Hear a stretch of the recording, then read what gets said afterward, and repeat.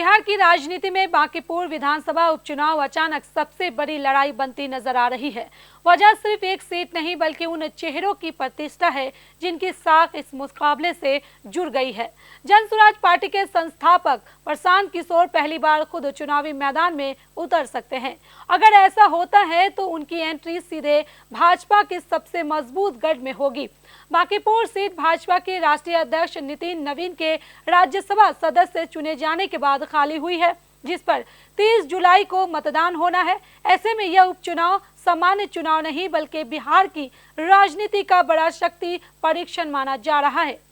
आदाब नमस्कार, आप देख रहे हैं मंथन टुडे। मैं हूं आपके साथ उस्मा। जन स्वराज पार्टी के अंदरूनी सूत्रों के मुताबिक पार्टी की कोर कमेटी 5 जुलाई को उम्मीदवार के नाम का ऐलान करेगी और प्रशांत किशोर का नाम सबसे आगे चल रहा है।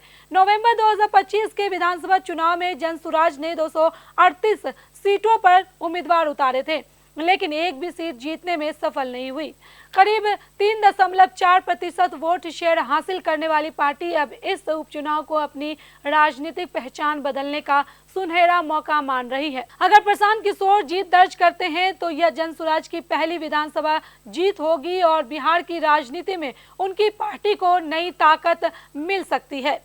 बांकीपुर सीट का इतिहास भाजपा के पक्ष में रहा। 1995 से लगातार इस सीट पर कमल खिलता आया है। पहले नवीन किशोर प्रसाद सिन्हा और उसके बाद उनके बेटे नितिन नवीन ने इस सीट को भाजपा का अभेद्य किला बनाया रखा है। अब जब नितिन नवीन राष्ट्रीय अध्यक्ष बन चुके हैं, तब इस सीट को बचाना भाजपा की प्रतिष्ठा का सवाल बन गया है। पार्टी ने अभी उम्मीदवार घोषित नहीं किया है, लेकिन नील रंजन घोष का नाम सबसे मजबूत दावेदार माना जा रहा है। यह मुकाबला मुख्यमंत्री सम्राट चौधरी के लिए भी किसी अग्नि परीक्षा से कम नहीं माना जा रहा। मुख्यमंत्री बनने के बाद यह उनका पहला बड़ा चुनावी इम्तिहान होगा। अगर भाजपा यहां हारती है या बहुत कम अंतर से जीतती है तो विपक्ष इसे सीधे उनके नेतृत्व पर सवाल खड़ा करने का मौका बनाएगा।